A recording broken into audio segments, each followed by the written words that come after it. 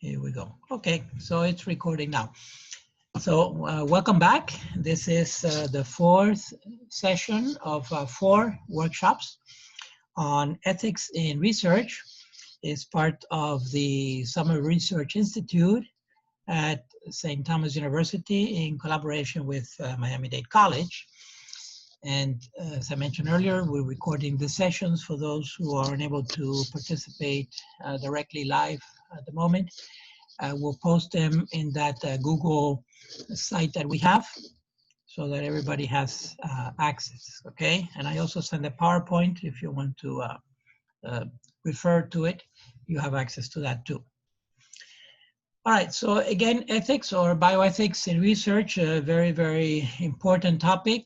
And it's evolving also simply because a lot of bioethics is driven by technology.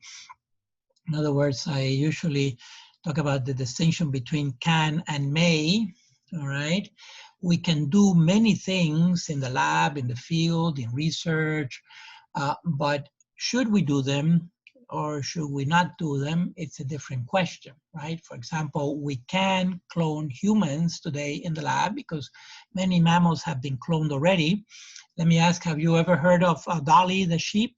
Anyone has heard of Dolly the sheep?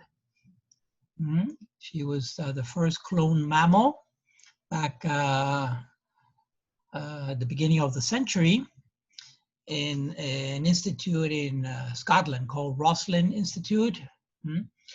And that was the first cloned mammal. Actually, I think it was in the 90s, the late 90s, because that's one of the things that motivated me to go get a PhD in genetics. Because when I saw that news, I said to myself, well, cloning sheep is a mammal. Essentially, the technique for cloning any mammal is the same in the lab, right? The technique is the same. So, and biologically, we are mammals too. So maybe just a matter of time before some scientist or some lab wants to clone a human being. Okay, and so, but that has ethical implications for it, big time. Do we have a right to clone a human being, essentially to manufacture a human being in the lab who is identical to wherever the genetic material came from, which could be another relative or friend or a stranger? And so these are bioethical issues, and I make the distinction between can and may. We can do many things, but may we do them? Should we do them? That's a different question, and that's the question of bioethics, which is my specialty. Okay, and that's why we designed these workshops toward the beginning of the summer research, so that you have an idea of what are the proper boundaries for research without inhibiting the progress of science and the progress of knowledge, and simply learning more about nature, right? We have to put certain parameters so that we maintain professional standards of integrity, because science, no human endeavor should be without a value system. And certainly it's important to have a value system in the exercise of science and research. Okay, so that said, just very briefly, my academic credentials. So my name, Alfred Cioffi, and I'm just giving you the terminal degrees. A terminal degree is a doctorate degree. It's the last degree. I have others. I have a bachelor. Oh, I have an associate in arts from Miami-Dade College way back in the 70s, and then a bachelor's in biology from FIU and so forth, and some master's degree also from the priesthood in theology. But the terminal degrees, the doctorate degrees, I have a doctorate in moral theology from the Pontifical Gregorian University, which is in Rome, Italy. It's a Jesuit university, all right? And then I have a doctorate in genetics also from Purdue University in Indiana. Nothing to do with the chickens, that's spelled differently. Okay, so these are 2 degrees. One is in theology and the other one is in science, in the empirical sciences, which, as you can see, bioethics involves biology and involves ethics, all right? So currently I teach biology and bioethics at St. Thomas University. I've been there for about a dozen years now, and I like it very much. It's really my field. Very briefly, I came to Miami in the 70s to study biology, to study marine biology. Wasn't even thinking about the priesthood then, but then over the years, I discerned a vocation, went into the seminary. And when the bioethical issues started coming up, I figured that I could combine my scientific background by going into bioethics and achieving these two degrees, these two doctorates, okay? So, okay, enough about that. Let's move forward. And I want to state also always the disclosure, because we want transparency and we want to give credit where credit is due. Thiago, okay, give me a minute. Just let me admit Thiago here. Okay, Thiago, welcome. All right, we're just getting started here with a little bit of credentials. And so I'm using this little booklet called On Being a Scientist. These 4 workshops are based mostly out of this booklet called On Being a Scientist. The latest edition is the 3rd edition.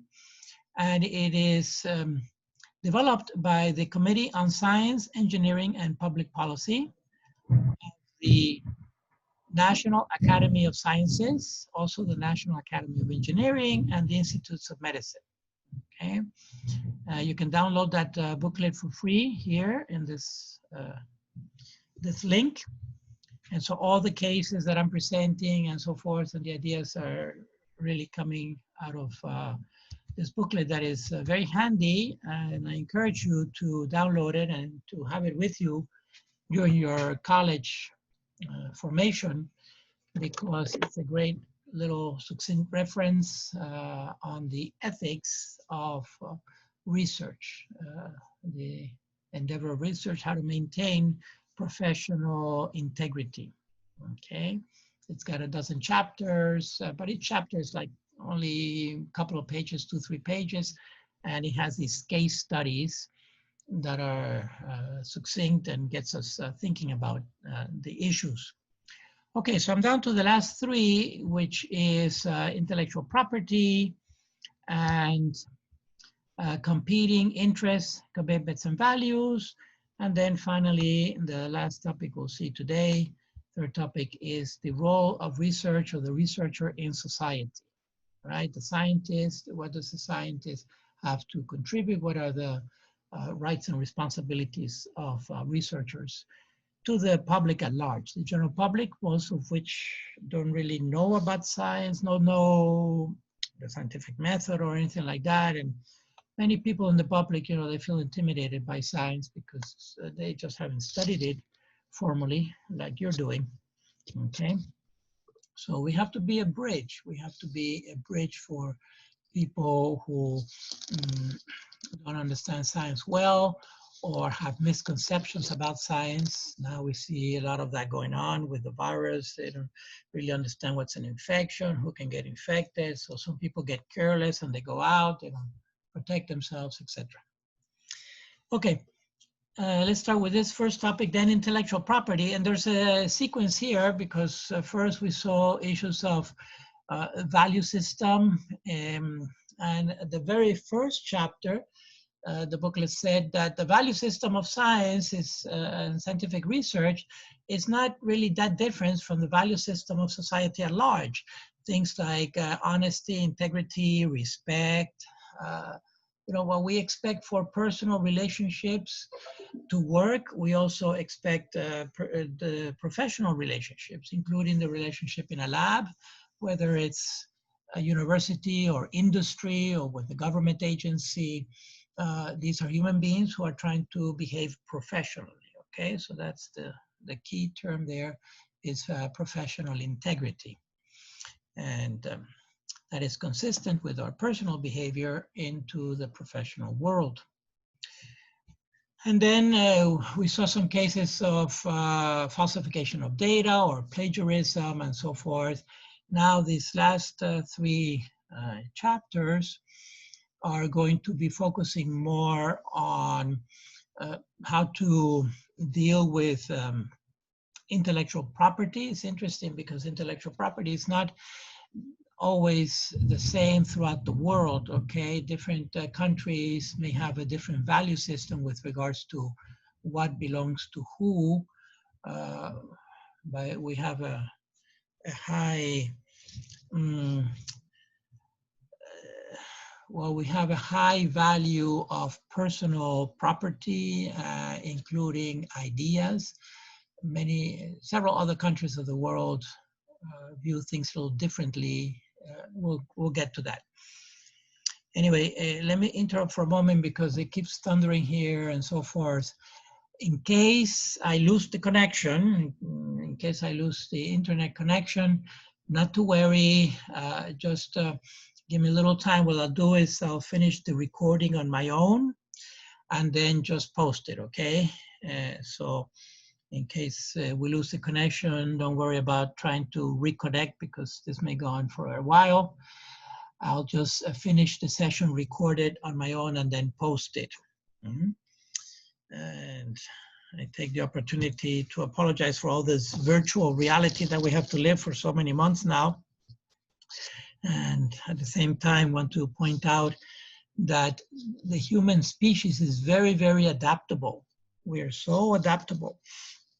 And so we're adapting to the circumstances. It may not be ideal, just like many of you students prefer classes to be face-to-face, right? Even with the hassle of driving and traffic and all that, there's nothing like a live face-to-face class interaction.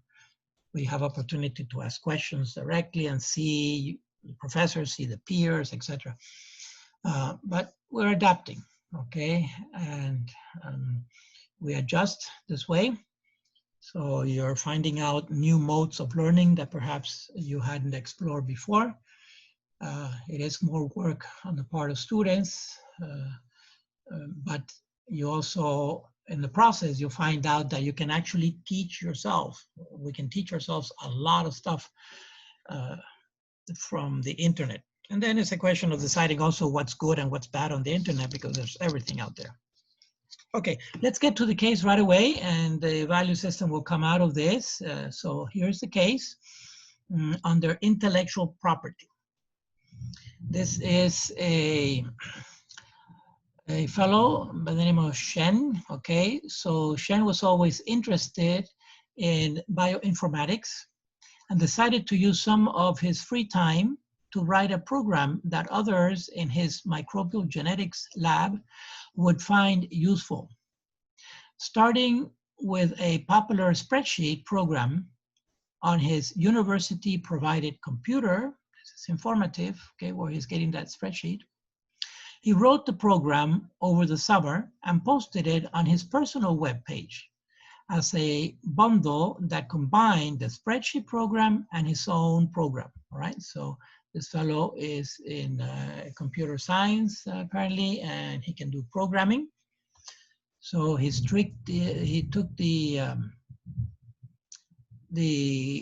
spreadsheet here from the university, supplied by the university, and developed his own program. Over the next academic year, he improved his program several times, based partly on the feedback he got from the people in his lab who were using it. So people already started using the program. Apparently it was very useful to them.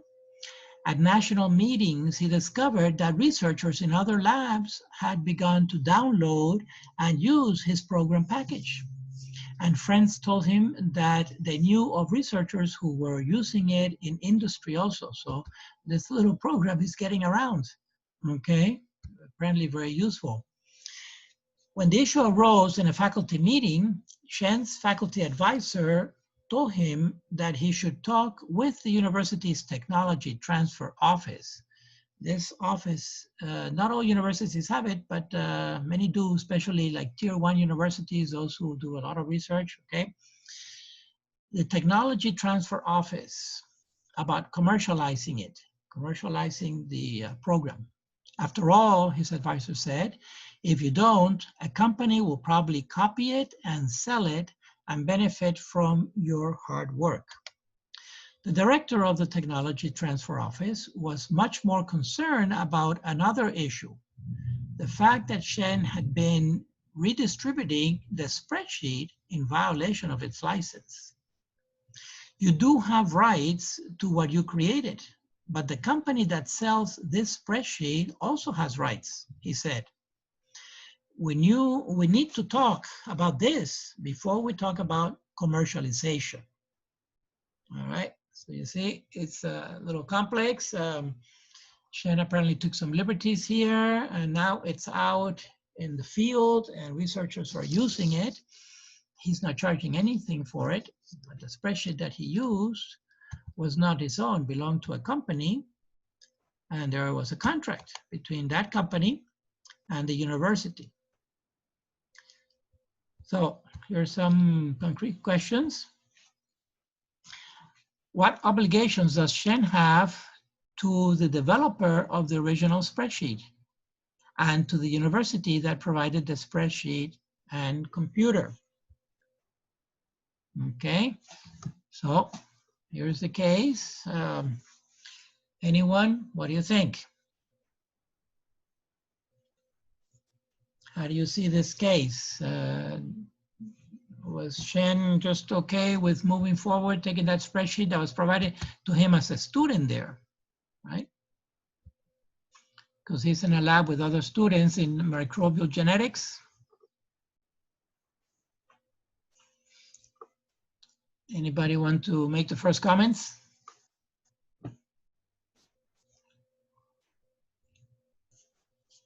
For example, how about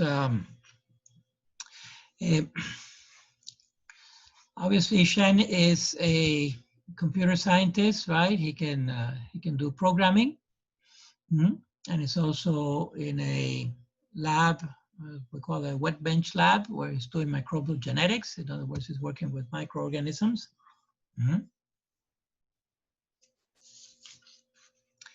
Who would like a first comment?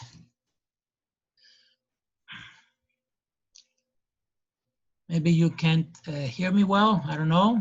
Are you people, are you listening? Anybody listening? Okay, Karina? I think it's Sabrina. So I think he should have asked the company first and made a proposal to develop the spreadsheet. Right. Before he had a great idea, right? He wanted to help himself and the other students also. He probably didn't have an idea that it was going to get out like that into national meeting and national.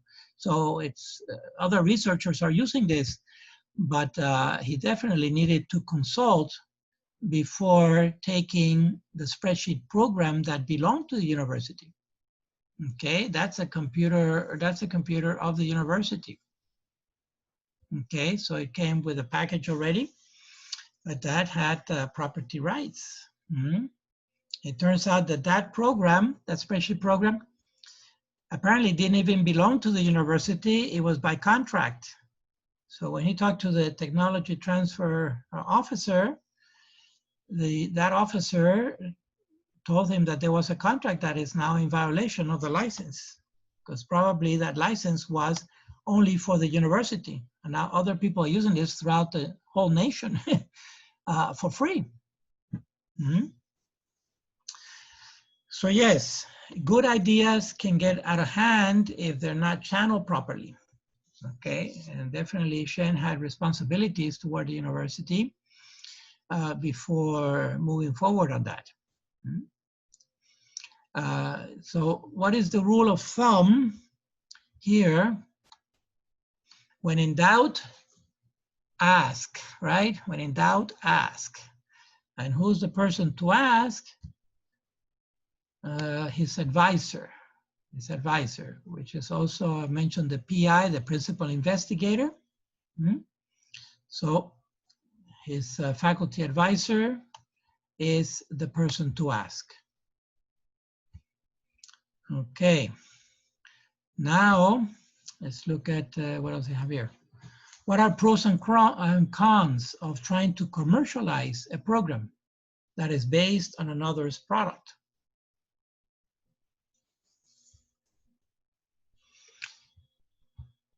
For example, if that spreadsheet, if this bundle program now, because Shen also did some of his own work on it, right? Let's suppose now they commercialize that and they start charging, they patent it, right? Should the university get some percentage of that, of those royalties? What do you think? Should the university get some percentage of the royalties, being that he did this with the university equipment and essentially using the knowledge that he was getting from the university also?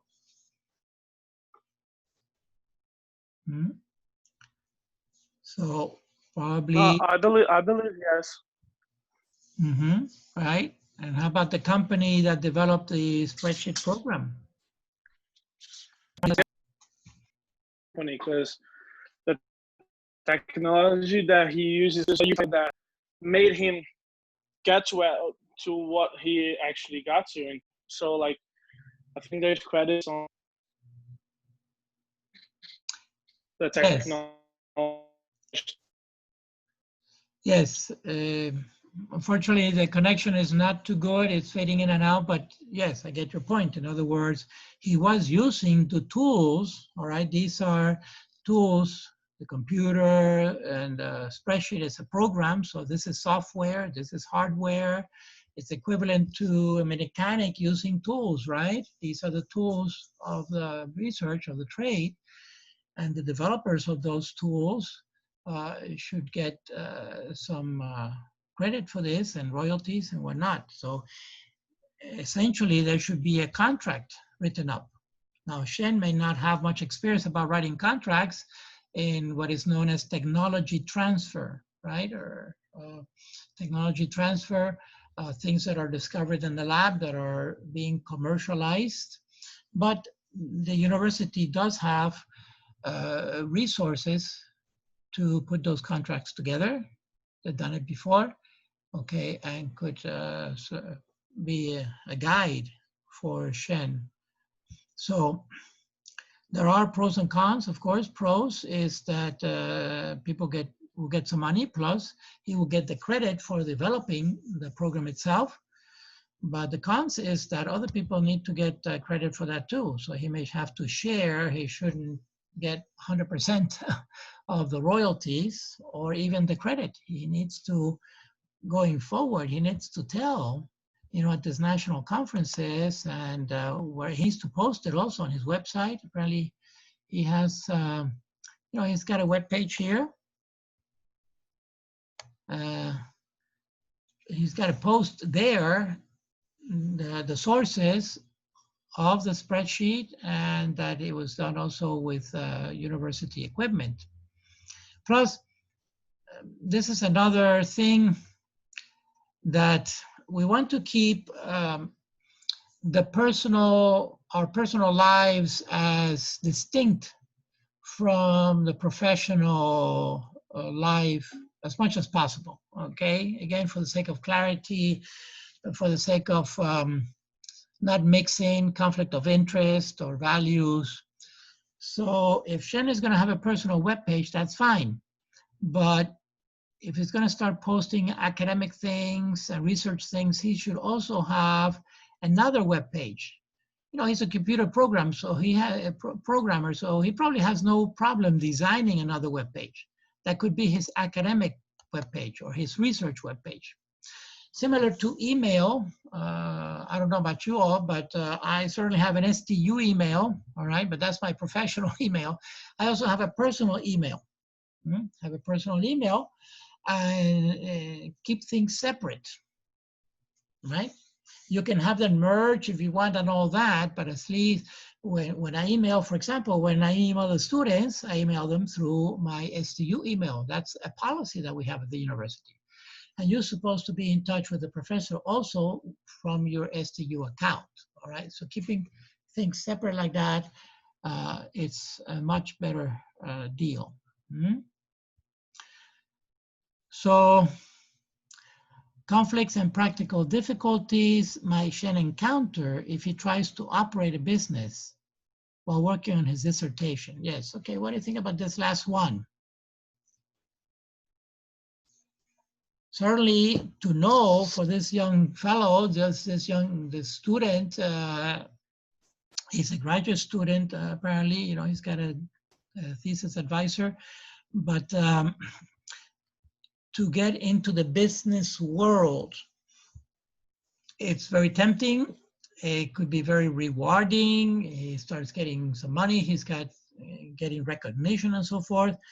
But what's a definite downside into getting into business while still working on his dissertation, working on his graduate work?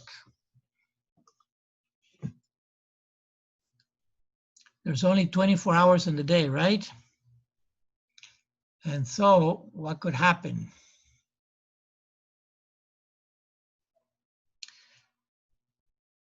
Anybody? I've seen it happen with students. I see it at the undergraduate level, and I see it also at the graduate level.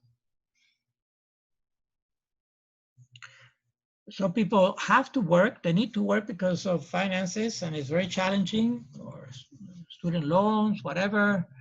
Some people have families, even if they're young. They may be married, they may have children, or they need to help out at home with the finances, and it's a big struggle, all right, for sure. But for someone who doesn't really have to work, my advice and the advice of most professors, I would say, is definitely do not work while you're studying. If you can avoid it at all, do not work. And I say this, you're going to spend the rest of your lives working once you get your degrees, okay? But any type of work, whatever students get into, that company that the student is working for is not going to get them the academic degree. They're not going to give them the bachelor. They're not going to give them the master's or the doctorate, only the university. And so it's a sacrifice, but it's an investment. It's an investment, even if it means getting out those student loans and so forth, okay? Because you're investing in your education. Then once you graduate, you got the rest of your life to work. So if the student doesn't really have to, certainly at least not full-time, stay away from work as much as possible, because you know that studying takes a lot of time and energy, also effort. It's not just the actual physical time on the clock, it's the mental time of concentration and so forth, so you don't have other problems to deal with. So definitely my advice to Chen is try to solve this thing out with the university with regards to giving credit where credit is due for the hardware that belongs to the university and the software of the spreadsheet that belongs to some other company. And wait. Maybe through the university can help him to patent that thing, this little program he did, and then stop there. Get his degree, get his PhD, and then he can think about going into a company, a partnership, whatever. Okay, I have a couple more comments here, but let me stop for a moment. Anyone else have any comments about this case?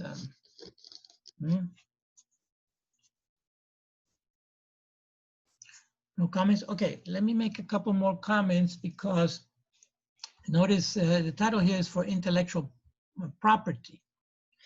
But I can tell you for sure that this can change from country to country, all right? Typically within the country, it's maintained because there are rules, and this segues with legality also. You notice that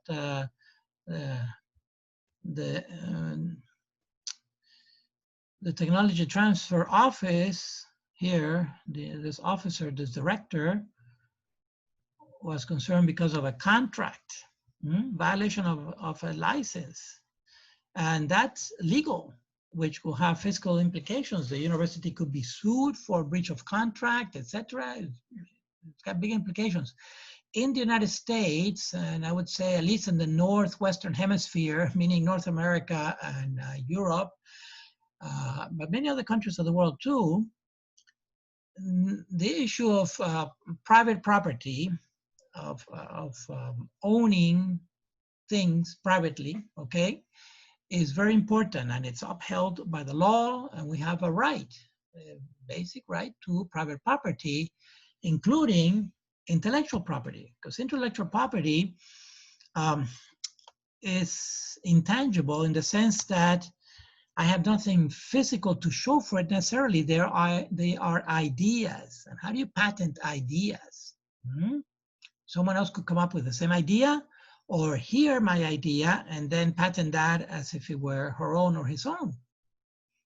So this issue of intellectual property is a little more sophisticated than actual physical material property, like a bank account, a home, a car, anything that I own materially. All right. And there are a number of countries in the world where this doesn't really exist, or at least it's not protected by law. Not protected by law. So things like copyright and imitations, for example, they copy things, they sell them as if it were original. A lot of that is illegal, but it's illegal in the international market. It may not be illegal inside that country, where they're making all these replicas or where they're stealing ideas and using them as if it were their own without giving credit or paying any royalties to the original inventor of the thing, even if that was already claimed as intellectual property. Give you an example. I just read, may have been 1 or 2 days ago, in Japan, some researchers came up with a brilliant idea that is very simple: how to pollinate flowers without bees or any other insect. You know what they're using? Did anyone see the article? In Japan, pollinating flowers without any insect, without butterflies, without bees. Bees are big, big pollinators, right, throughout the world. And they're disappearing, unfortunately. So that's the challenge. Bubbles, soap bubbles. You know, little bubbles that we used to blow as kids? Okay, soap bubbles. In other words, they make soap bubbles, then they spray them with pollen grains, and they release the soap bubbles to the air, to the field, or to whatever field they want to pollinate, flowers. And they were able to prove that it worked. It worked. So they were able to pollinate plants with soap bubbles. And now the next step that they're doing is they're going to scale it up. And so that was what we call proof of principle, right? That it worked, proof of principle. And scaling it up, they're going to be using drones that could automatically and mechanically make the soap bubbles, and then have the pollen grains and the pollen sacs and so forth next to the bubbles, and the bubbles are being released over the field of flowers, say a grove of oranges, citrus here in Florida, okay? And then the bubbles will travel kind of similar to insects. They can even be more specific, more localized. They can put the drone, sit the drone on top of just fly the drone on top of a particular tree and pollinate that, you see? So it was ingenious, simple, right? But that's an idea. That's an idea, and it's very simple to copy also. How do you patent soap bubbles for pollinating flowers? How do you patent that? But it's brilliant. And these are the things that make science move forward, okay? Technology. So that's just one example. You can see that it could get complicated.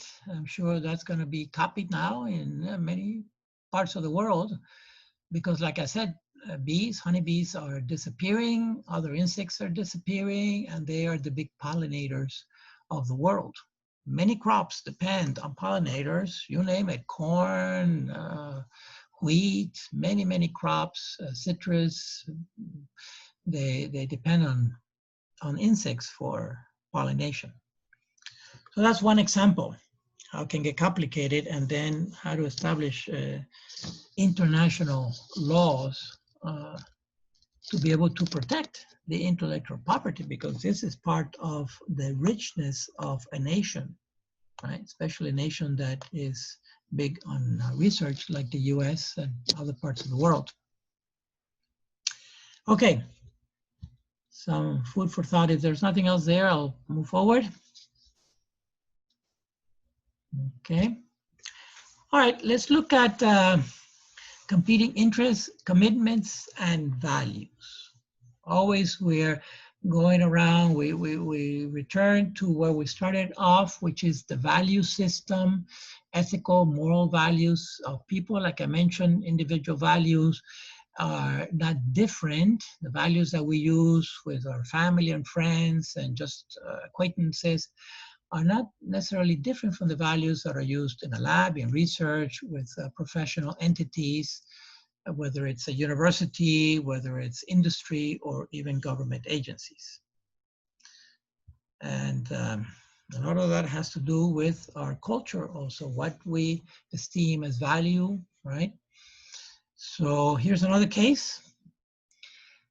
Sandra was excited about being accepted as a graduate student in a lab for Dr. Frederick, a leading scholar in her field, and she embarked on her assigned research project eagerly.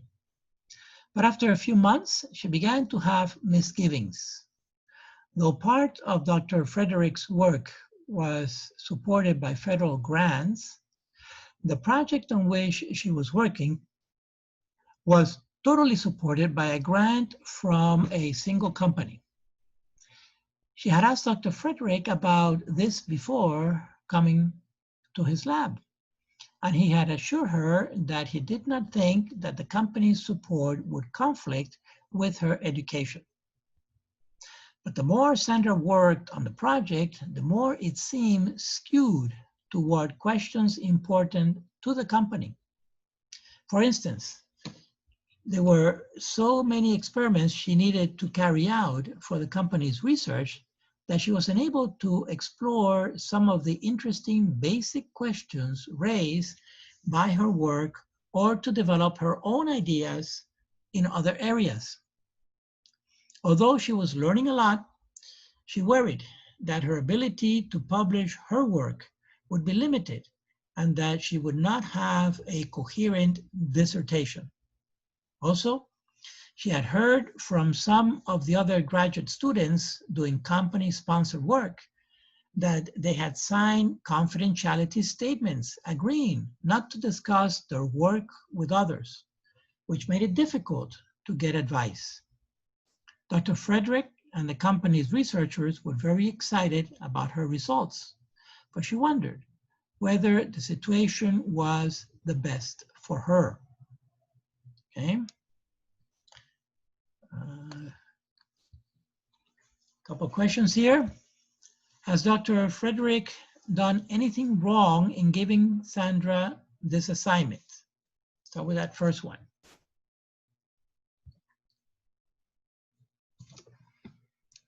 Anyone want to take a shot at the first question? So focus on the PI first, Dr. Frederick. He's running this lab. He's got a reputation, very prestigious. He's got a mix of money, right? He's got money from the feds, but he also has private money from a company.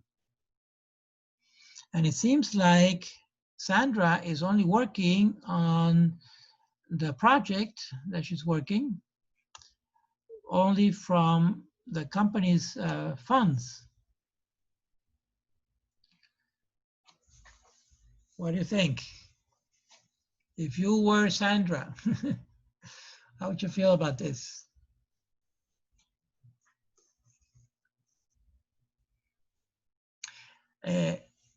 Let me say that I mentioned this at the beginning of these workshops, that typically distinction between master's and doctorate level, right? Even though they're both graduate school, graduate work, for a master's thesis, typically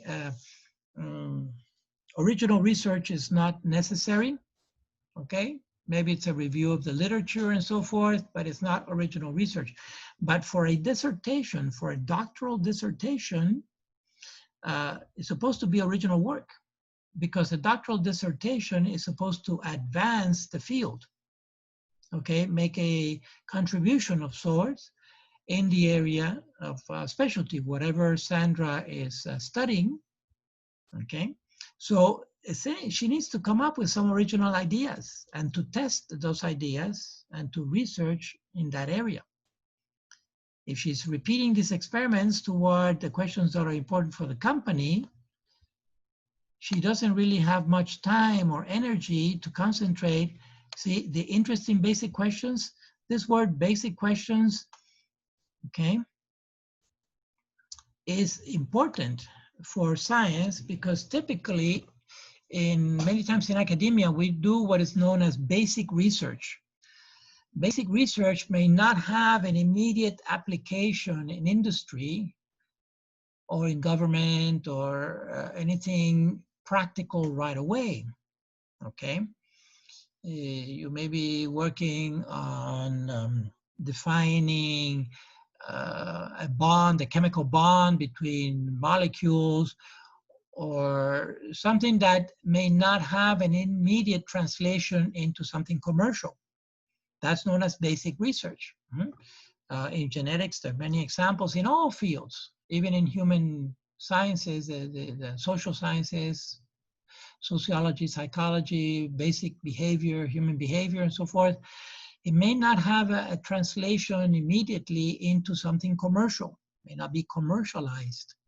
Eventually, that basic research may lead to, but when we ask questions of astronomy and so forth, you know, how far are galaxies, whether the size, the dimension, at what rate is the universe expanding, those are basic questions, and they not be easily commercialized.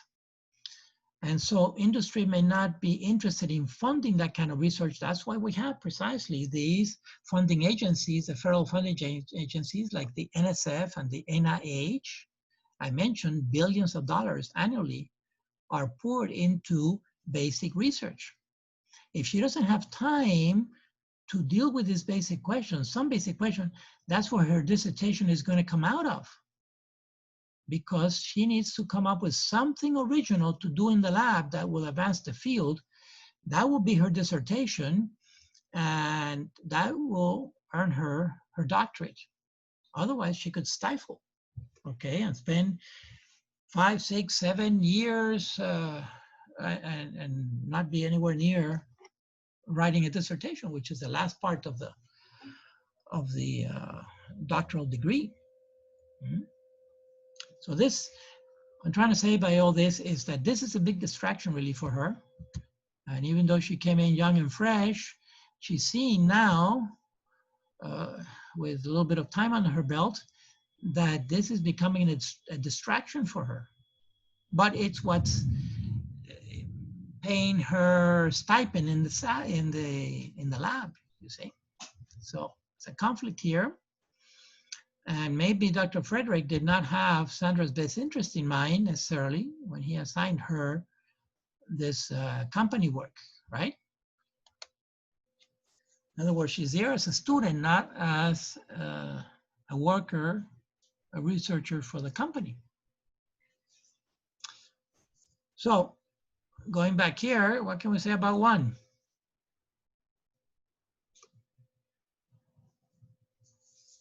Also, you notice that it said there that some other students had signed a confidentiality statement. Sandra apparently did not have anything of that, because the PI assured her that it wouldn't be a conflict and so forth, that she would be able to do her research no problem in his lab. So he was very accommodating at first. Hmm? So what do you think? You think there was some deception there, maybe?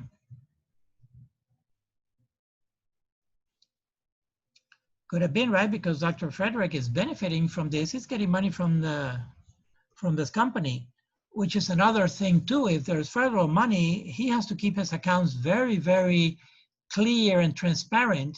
There cannot be any mix of money. If he's buying equipment, for example, he's using federal money, he needs to justify those expenses with the federal money that he's using and send in receipts or copies of receipts and so forth, as opposed to using the company money. So for equipment and even for stipends of students, he cannot be paying, for example, if he's paying Sandra with federal money, Sandra cannot be doing research for a company in his lab being paid by federal money, okay? That's not only illegal, that's also unethical. Hmm?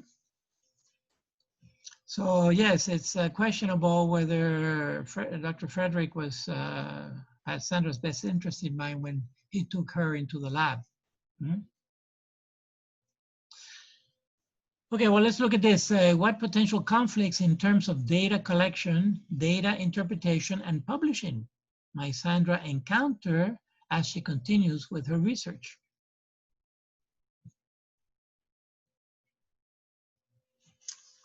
Imagine this, for example, a scenario going forward. Now that she knows, she's talked apparently to some other students and they have this confidentiality statement, right? So what if when she has a conversation with Dr. Frederick, he says to her, well, okay, well then sign this confidentiality statement and everything will be all right. That becomes worse, in my opinion, because now she's tied up. Now her data actually belongs to the company. Hmm? She cannot publish. She cannot talk about the data because she signed a confidentiality statement, right? The research now is secret, is private. She cannot talk about it. And so how's that going to advance her research? How is that going to advance her own career and her own pursuit of a doctorate, of a dissertation? So Sandra is in a very difficult spot. It's not a question here, but it begs the question, what are some resources for Sandra? How can, and recourse, what can Sandra do here to try to get out of this situation?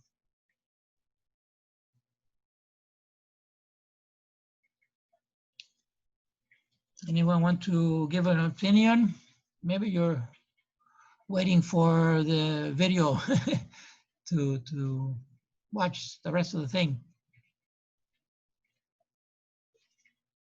What advice would you give Sandra? Anyone want to take a shot? See what kind of advice you would give Sandra? Professor? Yes.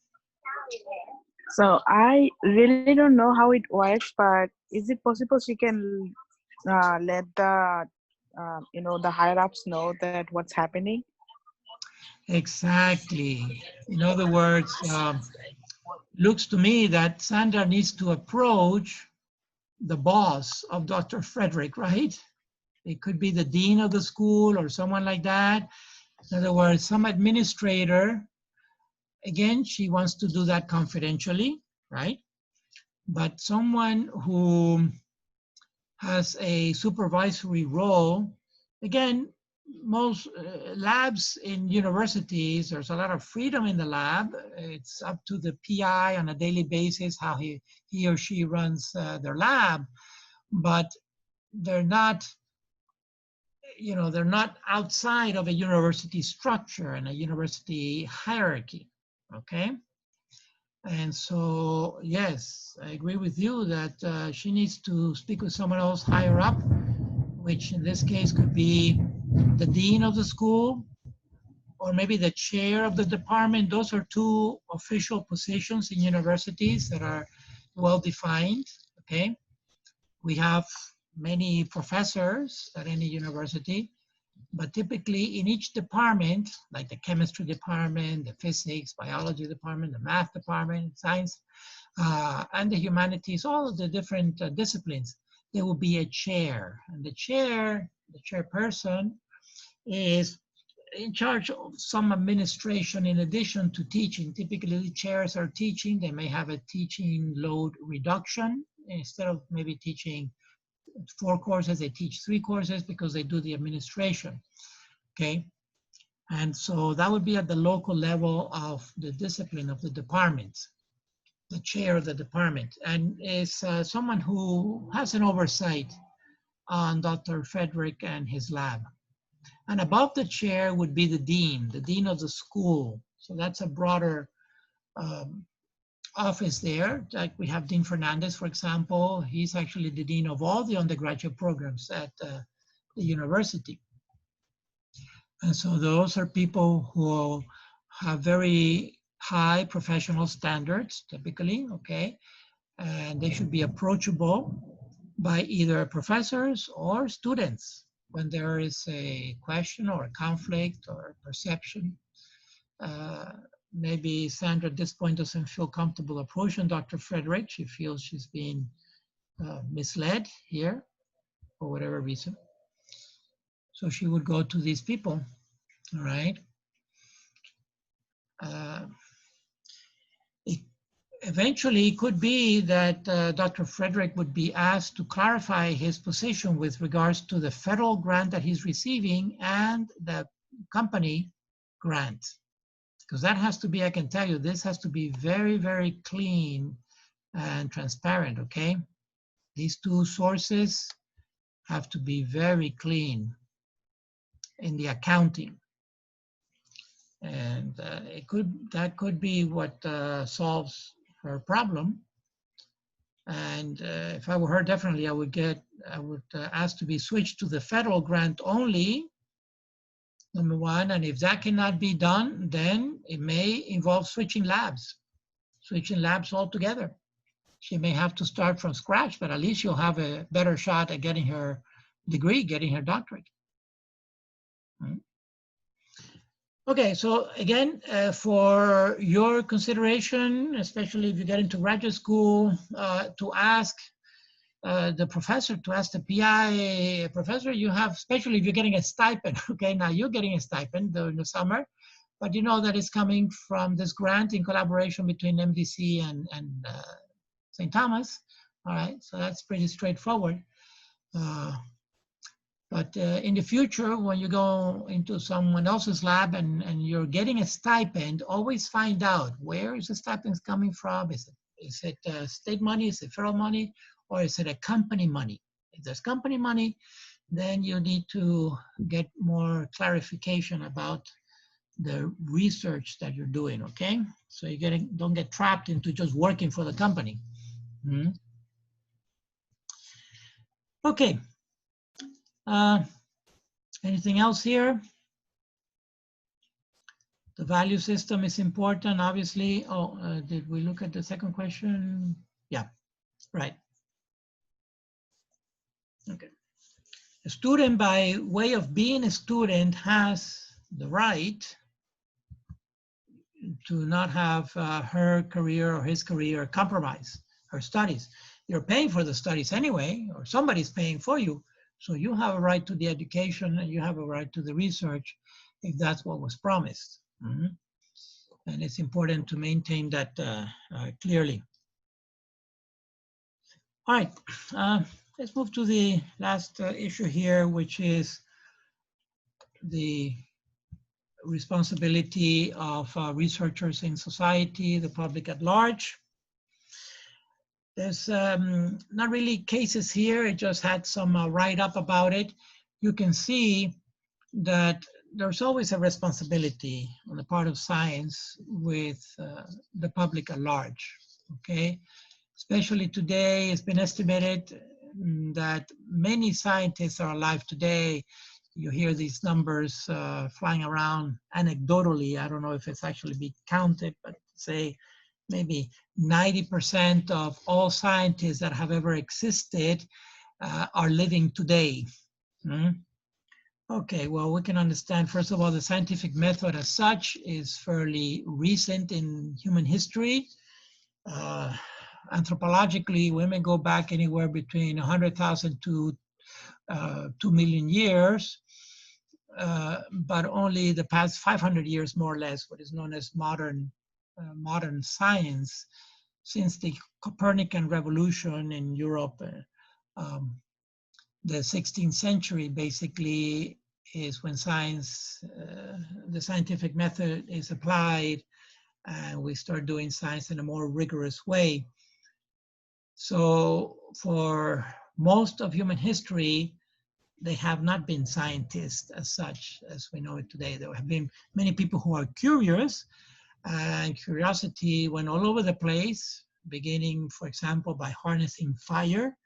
And we may be the only species that doesn't necessarily fear fire, that has actually been able to harness fire, even to the point of cooking. No other species that I know of uses fire for cooking. And that is a big advantage. That had a tremendous evolutionary advantage for getting more nutrition out of our food.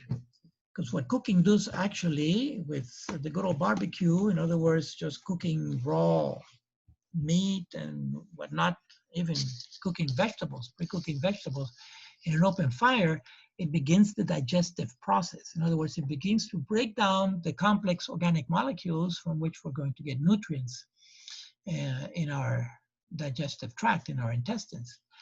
And so harnessing fire is associated with the beginning of cooking food, and that gave us a tremendous evolutionary advantage over other species.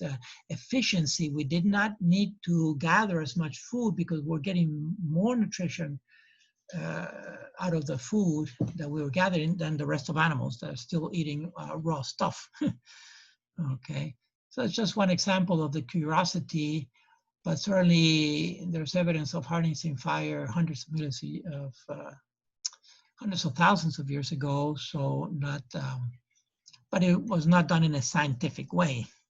No, it was just by trial and error, basically.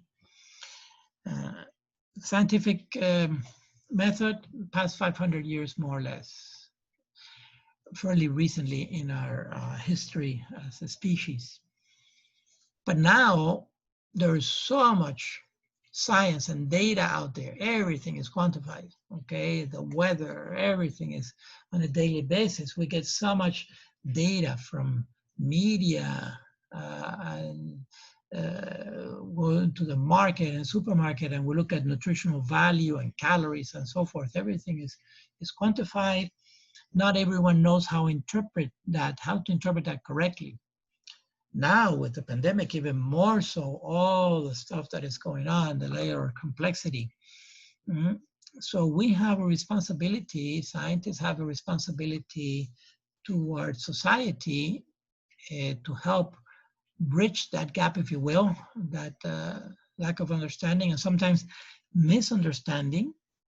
Mentioned earlier this concept of the mad scientist, right? The scientist who's in a lab generating weird stuff like human cloning, for example, or hybrids, which is happening. Hybrids, I remember last year, 2 years ago, there was a request from a federal agency to relax a ban on mixing human cells with animal cells to develop a lab model.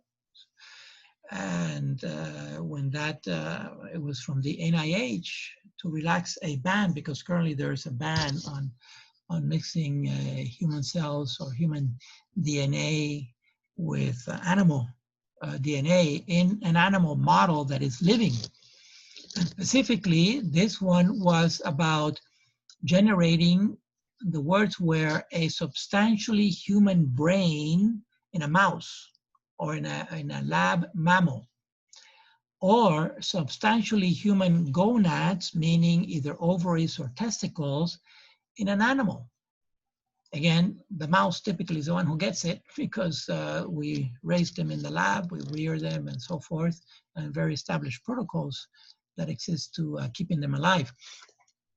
But that should bring us to pause, like they say. That should make us think we can do this. Now you've heard of this technique CRISPR, right? Which is essentially inserting any sequence of DNA from one species into the genome of another species, but targeted, because we were able to do that already with, say, for example, transformation, bacterial transformation or cell transformation in the lab for many years now, inserting DNA into the DNA of another species, alive. But it was kind of shotgun. We didn't know really where that sequence was going to go. But now with CRISPR, we can target a specific region. So for example, what I'm saying is that we can take DNA from the region of the brain of a human, all right? DNA from the brain region in humans. In other words, the chromosomes that are responsible for forming the brain in the embryonic stage, and insert those sequences into the region, into the brain region of a mouse embryo, a live mouse embryo. That will be done in the lab in the early embryo, or maybe even at the zygote level, single cell. And then that mouse zygote with human brain sequences inserted into the mouse brain sequence. Allow that mouse to grow. So we can do it. We have the techniques in the lab already. Should we do it? The big question, should we do it? Okay. And this comes up in the area of transplants. There's always a need for transplants, for vital organ transplant. And I'll give you an example. I hope that you can see an ethical difference, not just a technological, because technological difference may not be that great, between growing, let's say, a human kidney in a, let's say, a rabbit or a pig, for example, the pig, because the pig, like the pig heart is very similar to the human heart, okay? So how about we will grow human kidneys in a pig to use for people who are on dialysis and maybe dying from renal failure, all right? So growing human kidneys in an animal is one thing, but growing a human brain in an animal, especially in the brain of that animal, when we no longer can distinguish between the human and the animal brain. I mean, there's science fiction movies that are made out of this. But now, we could do something like that in the lab. We have the technology, is what I'm saying. But should we do it? Should we do it? And how about human gonads? In other words, should we grow human ovaries in an animal in place of the animal's ovaries? Let's say in a monkey. Should monkeys have human testicles? All right. When they mate, what's going to happen? You see? So these are things that can be done technologically in the lab. Now, should they be done? I hope that you can see that there is a big distinction here. And the bottom line is that no, we should not. We should not grow human brains in animals. We should not grow human gonads, all right, testes or ovaries in animals. Because of the dignity of the human person, because of the identity that is in the brain, and the identity also in our sex cells for the next generation. We have a responsibility toward our own generation, and we have a responsibility toward the next generation, that they be human as we are. But sometimes there are labs that are doing this, that may want to do this, and it gets out into the public. Unscrupulous labs. We cannot assume that every scientist in the world has the same value system that we have. I remember again when I was doing my doctorate in genetics at Purdue at the beginning of this century, in the 2000s, early 2001 to 2005. It was Dr. Wuhan, Dr. He he was from China, and he claimed to have done human cloning, right? And it was a big scandal because he actually faked the photographs in 2 articles in Science. Mhm. But then what happens is the media pumps this out, and it went on for months. And so the people get the impression, the general public gets the impression, oh, there's a mad scientist at it again. You know, these mad scientists are developing monsters in a lab, and then they'll release them to society. So sometimes it's a perception that science is suspect, scientists are suspect, and we need to dispel that perception, that misperception, because science is good for society, of course, but when it's done correctly, when it's science with values, okay, research with values definitely benefits a society. So there are rights and responsibilities, and some rights, again, like I stated at the beginning, very similar to the rights that we have as individuals, to be respected, to be considered in the dialogue, in the dialogue, the public discourse, to be heard, to be giving credit where credit is due when we develop some techniques or whatnot, make a contribution. Okay, we need to be respected in all those aspects. But we also have responsibilities, definitely responsibilities, perhaps more than other people who are not scientists, in the sense that we know better. And this also gets me to another little area that I want to talk about, which is known as the type of knowledge that we all have, and especially as professionals. We all have knowledge. We are not born with knowledge, but we acquire knowledge throughout life. No one is born knowing how to read and write or do anything. In fact, even just speak. If someone didn't teach us how to speak, we'll be like little animals. We couldn't even think, because we have to think in a language necessarily. Do that little mental experiment. Try to think in no language at all. Impossible. Okay? We truly remain brute.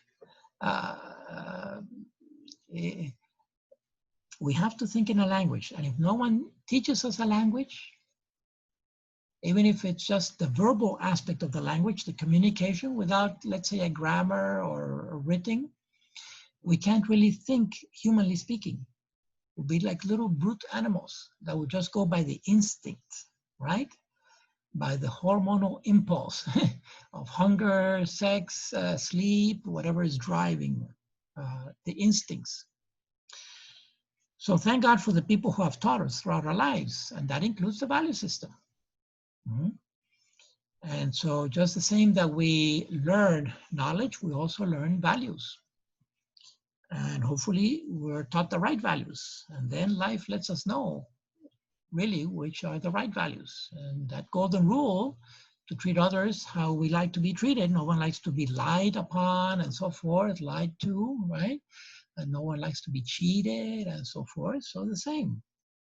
Sometimes there are difficulties in life where we are tempted to compromise, maybe in an exam or whatever, or homework, but we need to be people of integrity, because at the end, we know what we have done, right? And we're either proud of our achievements or not.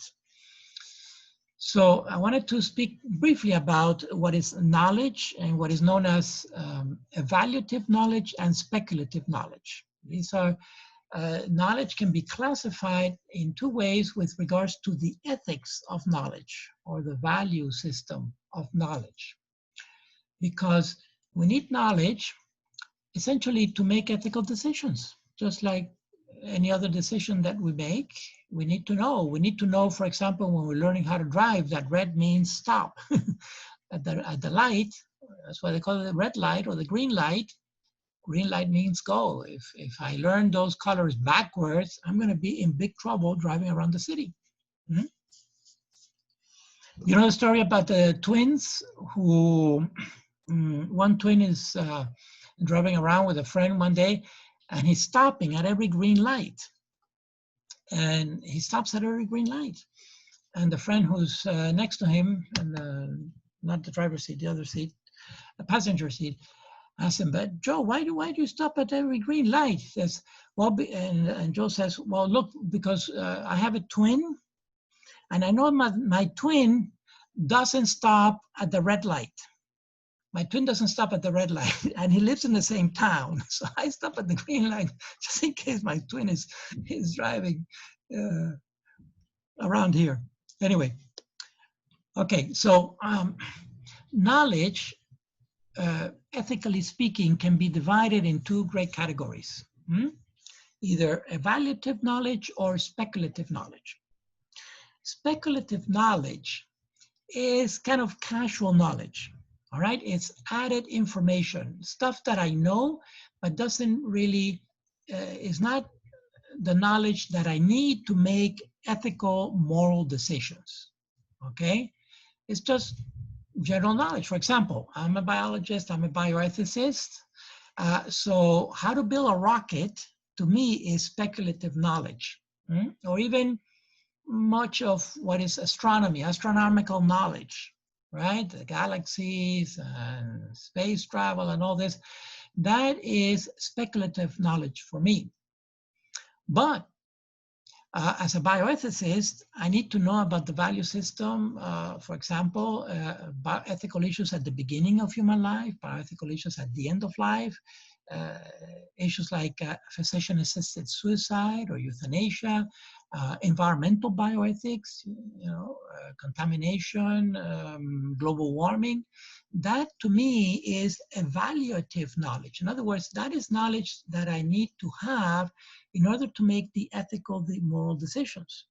Just like as a priest, that I'm also a priest, a Catholic priest in the Archdiocese of Miami. As a priest, I need to know about the sacraments, for example. I need to know about confession. I need to know about how to celebrate Mass, the Eucharist, baptism.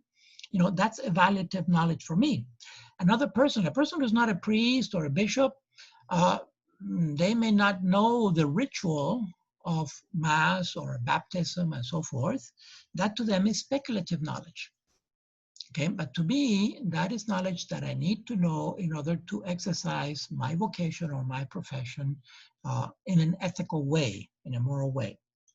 So we all have, throughout life, we have speculative, or we acquire speculative knowledge, and we acquire evaluative knowledge.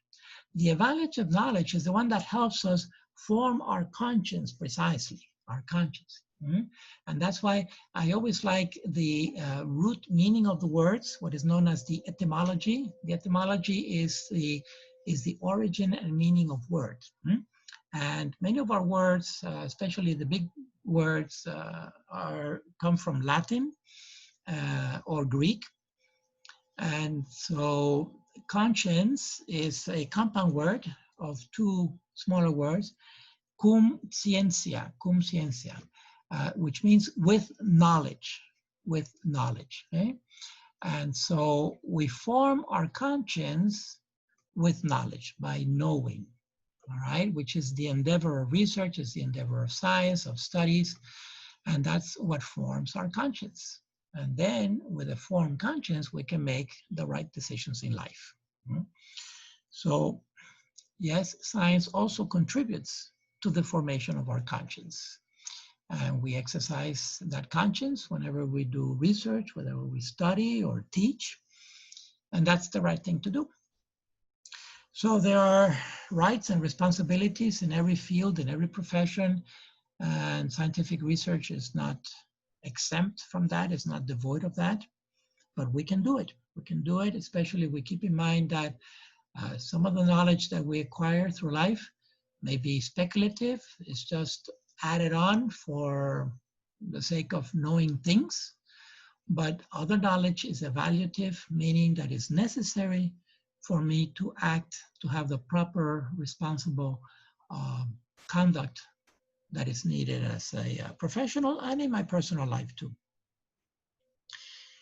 Okay, that's all I have really for this final session. I don't know if anyone has any other comments or Anything to say at the end? We have gone through about a dozen different topics. The ones for today was intellectual property, and then conflict of interest or conflict of value system. And now finally, the responsibility of researchers in society, the public at large. And to know that definitely science has an important contribution to make in society today, especially as we seek to pursue the truth that everyone deserves to know and to live, even on a daily basis. Okay, no more comments then. I'm going to close it down, and I'll add on this one some resources that you can look up, okay? And also I recommend you look at the news on a regular basis. I look at the BBC in the morning, just the headlines, because there's also, sadly, I find there's a lot of manipulation in news today, in secular news, and they massage it, and sometimes they draw it out. So I just get on my phone and look at the headlines of BBC World News and decide from there if I find an article that I'm more interested in, I click in. Otherwise, I just look at the headlines. They have a section, you can go by continent. They divide it by continent. You can also go by country if you want, because I also find it difficult to find international news in the United States, in the regular news media. It's very difficult to find international news. But also they have a section on science, which typically is good. That's why I saw that little article on pollinating flowers with soap bubbles. So get into the habit of looking at science news. There are many different outlets that you can look at, but it's important to follow that. And you'll see that invariably there will be bioethical issues coming up at least once a week. There's a bioethical issue that comes up, if not more frequently than that, okay? Oh, as I mentioned, I forgot to mention altogether, I also have a master's in bioethics, or rather I launched a master's in bioethics at St. Thomas University. So if anyone is interested in knowing more details about a Master of Science in Bioethics at St. Thomas University, you can shoot me an email, all right, or call me. I'll post also at the end of this PowerPoint, I'll post the basic information about that Master of Science in Bioethics. It's 4 semesters straight. So if you started, for example, in August, you need a bachelor's, of course, to get into a master's degree. But once you have your bachelor, you may consider doing something like that. If you start in August, you would be getting your master's degree in December of the following year. So it's like 15 months, all right? 4 semesters continuous. And I have it now online or blended, face-to-face or online. It can be done either way, okay? It's 30 graduate credits. And you would get a Master of Science in Bioethics. We cover many, many issues. We cover issues at the beginning of human life, at the end of life, issues in healthcare, and including, for example, pandemics and viral infections and so forth, and also environmental bioethics, very big today, to look at these issues that affect us all one way or another. Okay, so thanks again, and I'll be posting this soon, all right? Thank you, Dr. Cioffi. Thank you for the module. Thank you. Okay. Have a great day. My pleasure. All the best with your studies now. Thank you. Have a good one. Thank Bye. you. You too. Bye-bye. God bless.